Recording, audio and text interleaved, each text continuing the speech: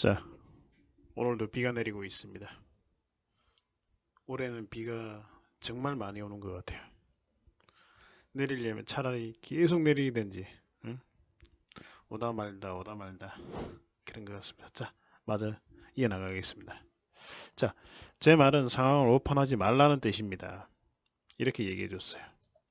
결국 간단한 추가적인 얘기가 이어지고 나서 집을 나선다. 사람들은 경우가 있는 사람이다. 돈이 없어서 그렇지. 그렇죠? 안 나간다고 하는 사람은 아니에요. 다만 뭐 이사 시간을 길게 달라든가 기타 뭐 이런 얘기만 있었던 부분이니까. 자, 그다음에 시간이 지나서 잔금 납부와 배당 기일 간의 간격이 10일밖에 안 돼 임차인이 집을 구할 시간이 없다고 나오는 상태다. 이해는 하지만 동의는 할 수 없다. 요거 잘 기억하세요. 이해는 하지만 동의는 할 수 없다라는 부분. 그렇게 즉 말은 들어주는 거예요. 하지만은 네 뜻대로는 안 해주겠다는 겁니다. 예.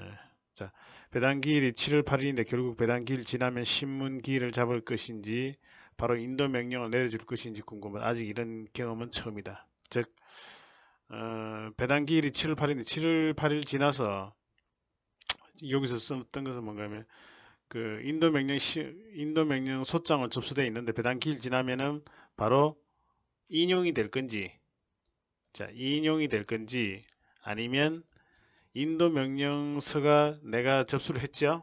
그 다음에 여기서 배당 기일이 돼서 배당 기일이 요 다음날 배당 기일이 지난 다음날 신문서를 보낼 건지, 요거는 아마 아닐 거예요. 이렇게 되는 건 아닐 건데 아마 요 때는 제가 생각했을 때는 그 착각하고 이렇게 적은 것 같은데, 예, 그냥 바로 인도 명령서를 접수를 하고 배당 기일이 잡히면 바로 인용이 나고 바로 송달을 할 겁니다. 예, 여기 맞아요. 오케이, 이렇게 해서 넘어갑니다. 자, 그래서 다시 전화를 건다. 접니다. 어떻게 돼가고 있습니까? 라고 했더니 글쎄 일단 내일이 배당기일이라 저도 법원에 가보려고 합니다. 그러시죠. 그럼 내일 배당표를 확인하시고 만나죠. 6시쯤 보지요. 네, 알겠습니다. 너무 짧은 시간에 배당기일이 잡히면서 배당기일 이후에나 명도가 가능하다. 상대는 아직 여유롭게 나오고 있다. 남의 집에 살고 있으면서 천천히 집을 알아보겠다는 것이다. 참 기도 안 찹니다. 이럴 때 인도 명령이 빨리 놔주었으면 좋으련만 한 달이 다 돼가는데도 그대로이다. 자, 요즘 연신 비가 내린다. 배당기일이 오후 3시 30분으로 잡혔다. 4시 30분에 전화를 해봐도 핸드폰이 꺼져 있다. 이때는 뭐 판사실에 있으니까 핸드폰을 끊으라고 얘기했을 수도 있고요. 그다음 어라 4시 50분경 다시 전화를 걸어본다. 똑같다. 응? 대체 무슨 일이? 설마 5시경 상대에게서 전화가 온다. 여기 법원에서 이제 볼 일 다 봤습니다. 몇 시에 뵐까요? 집 근처로 가겠습니다. 6시쯤 봅시다. 네, 그래서 집으로 찾아갑니다.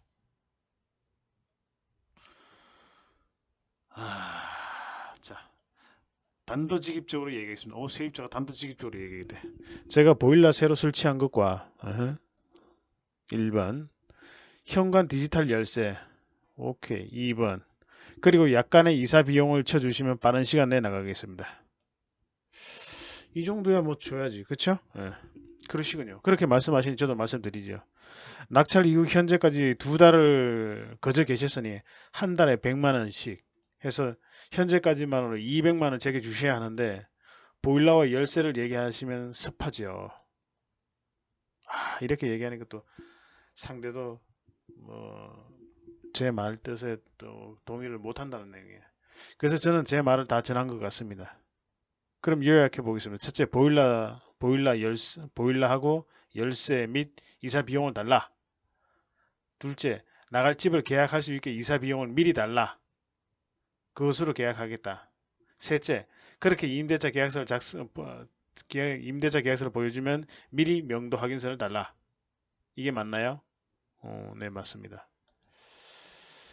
저도 명확하게 말씀드리죠. 되는 것은 된다 할 것이고 안 되는 것은 안 된다고 분명히 말씀드립니다. 첫째, 이사 비용은 주고도 없습니다.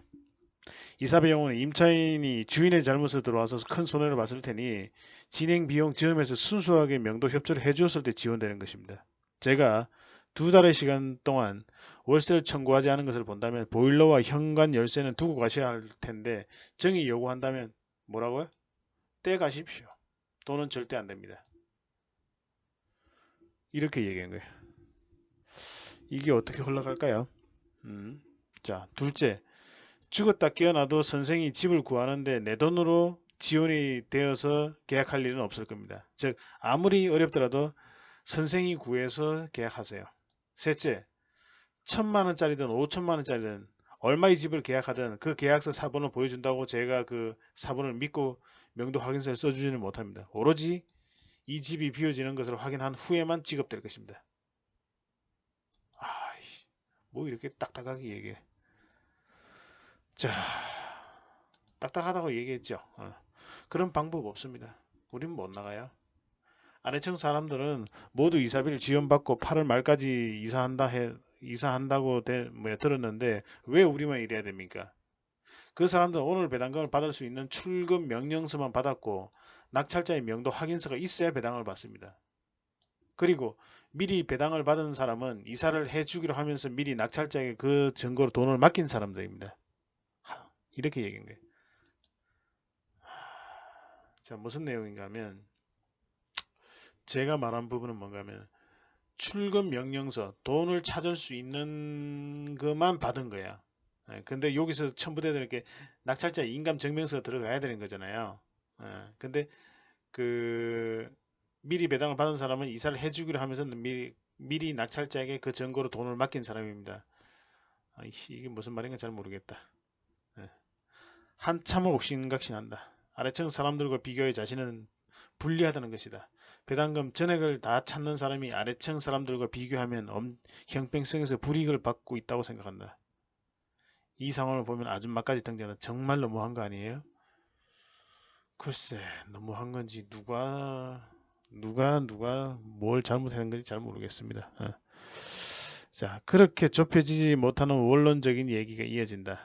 간단히 해결돼야 할 문제인데 상대가 워낙 돈이 없는 상황이라 협상이 난항이다. 결국 상대는 집을, 집을 구할 돈이 하나도 없기 때문에 나갈 집을 계약하려고 해도 못하니 마음대로 하라고 한다. 서로 마지막 최후 통첩을 한다.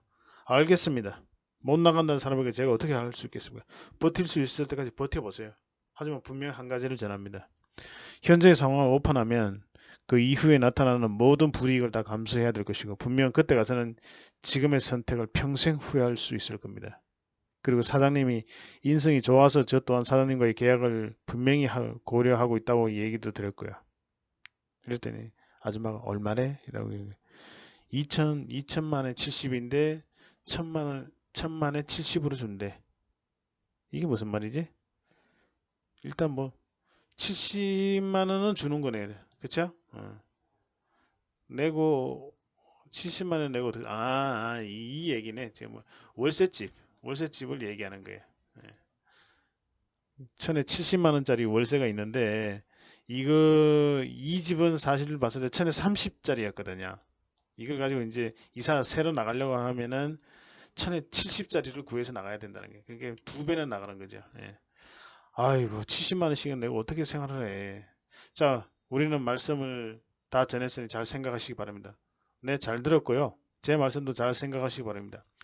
3일의 시간을 드릴 테니 무엇이 현명한지 두 분이서 잘 생각하시기 바랍니다.